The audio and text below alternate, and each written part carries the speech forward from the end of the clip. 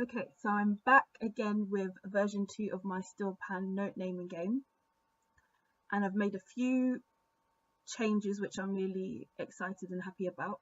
So looking at the initial layout, I've got a different still pan. So this still pan that you can see here is a still pan that was drawn by a member of my band. Shout out to Aaliyah for doing that.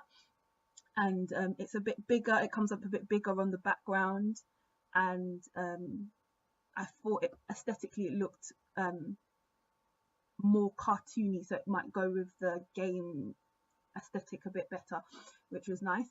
The previous still pan I used was actually an online, I looked on Google Images and found this picture of a still pan layout, and it had the note names of it on it, and so I had to go through and edit it by whiting out all the notes and then uploading it, saving it as a picture, and then uploading it onto the background for the pan.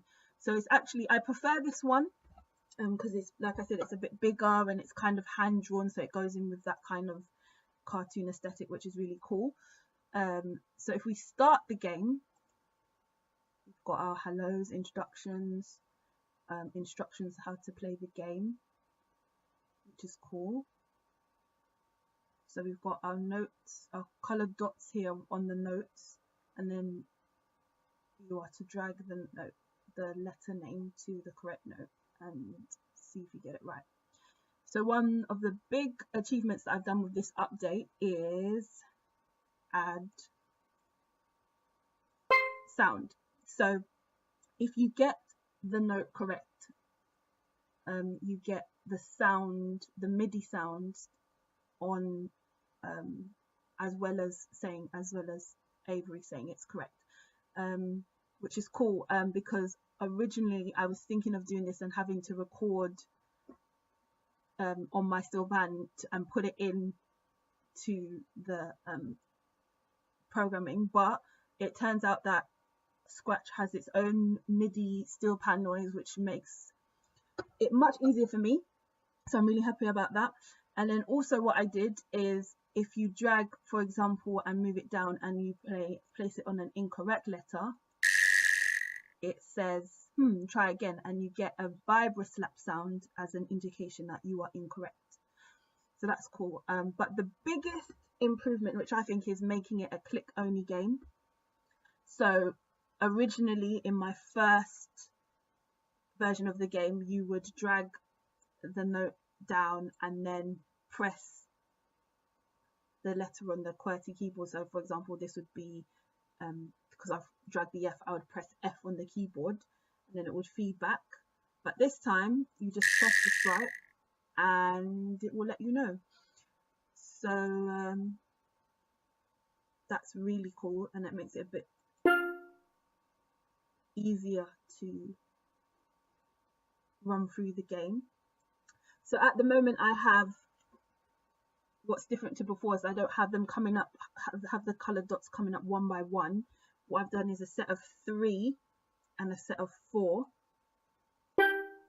and then that's the next 4, and that will pop up, and then those 4 letters are there for you already. I've got some other edits that I want to put in. I'm maybe thinking about, there's a couple of the feedback that Avery says that I want to change, and I think I want to add some other sound to it. But also one of my students came up with a mnemonic to help remember the order of the notes on the pan on this side. So I want to incorporate that somehow, so I'll be coming back to that. But also about this game that is changed from last time is that I think I mentioned that when you were checking to see if the note was correct or not, it was the actual note letter that says try again. But if you've noticed that now it's the Avery sprite that says try again.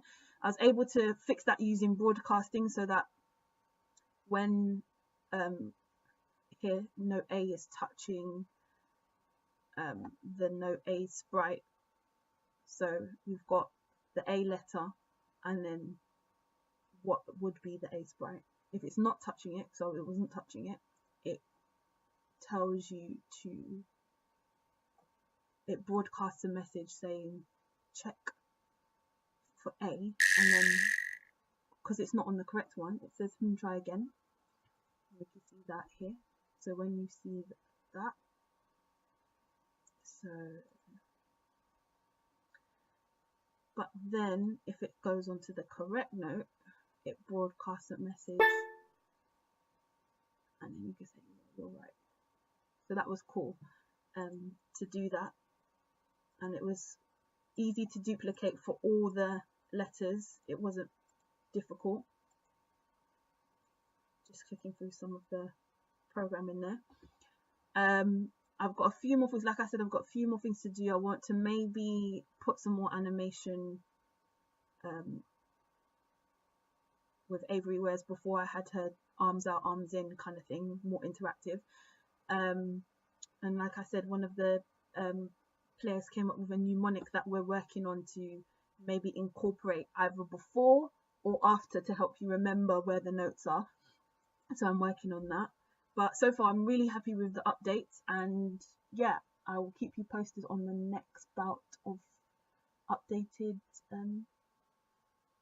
bits of programming. See you next time.